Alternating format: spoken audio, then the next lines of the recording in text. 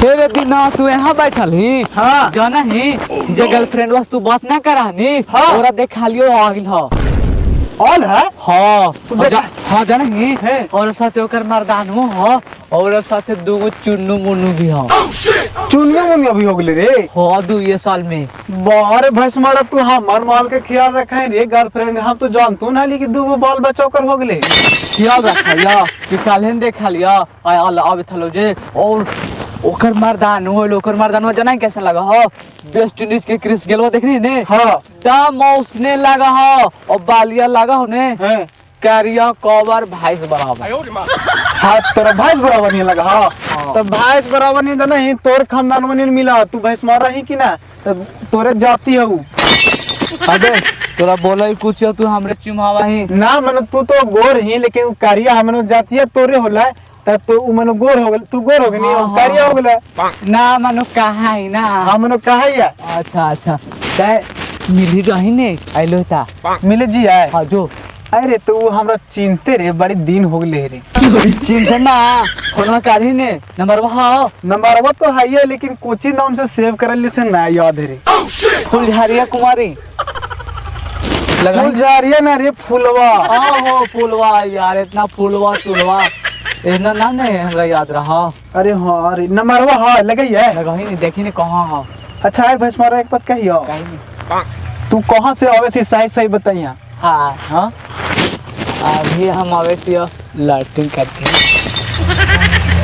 लॉटिंग करके हाँ। एकदम सही तू भैंस मारे लगना रे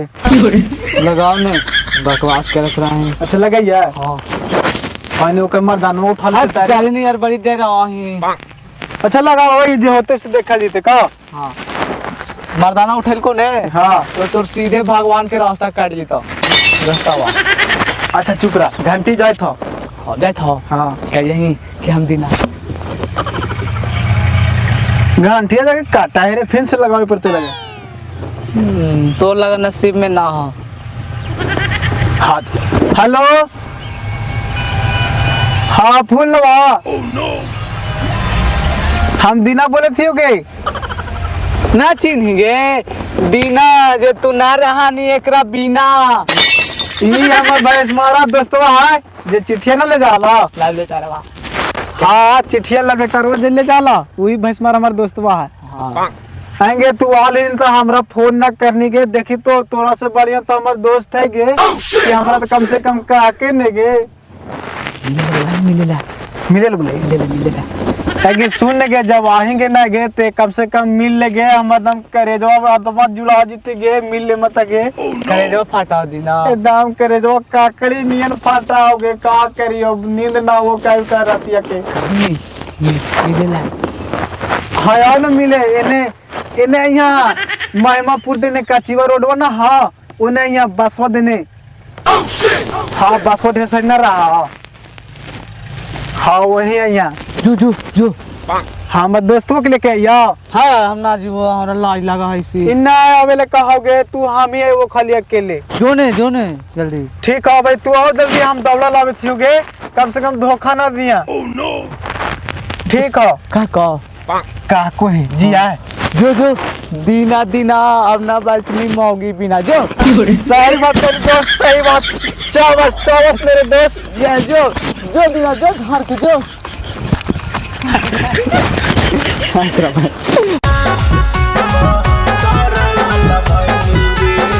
मिक्स बाय रंजीत यादव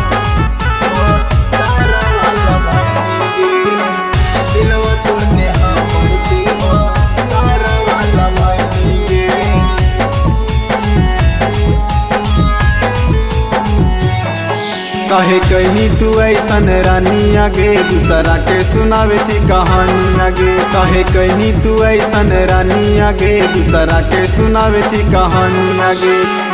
हमारा साथ बोल तू कौची नहीं खैनी गे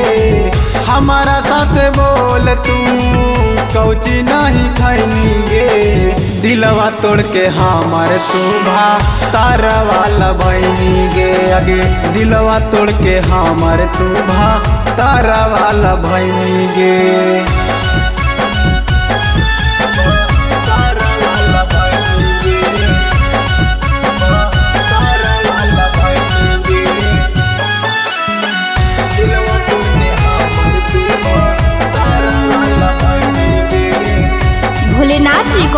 स्टूडियो करियातपुर। लगा हो कि यार खा के तोर मिललो मारा दगे, एही से ही अरवा के अपन देनी बड़ा दारा दगे। लगा हो कि यार खा के तोर मिललो मारा दगे, एही से ही अरवा के अपन देनी बड़ा दारा दगे। सजा देवे वाला मजा का हमरा में न पैनी गे अगे, सजा देवे वाला मजा का हमरा में न पैनी गे अगे। दिलवा तोड़ के हमर तू भा तारा वाला भैनी गे अगे, दिलवा तोड़ के हमर तू भा तारा वाला भैनी गे।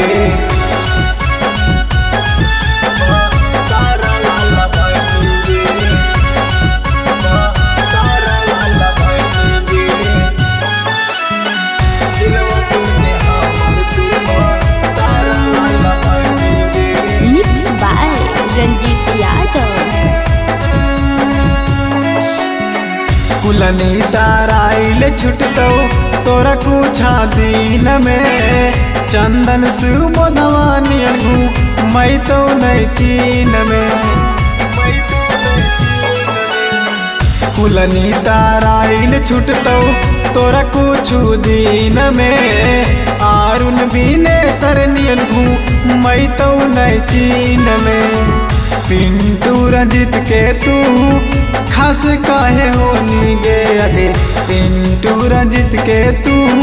खास काहे होनी गे अगे। दिलवा तोड़ के हमर तू भा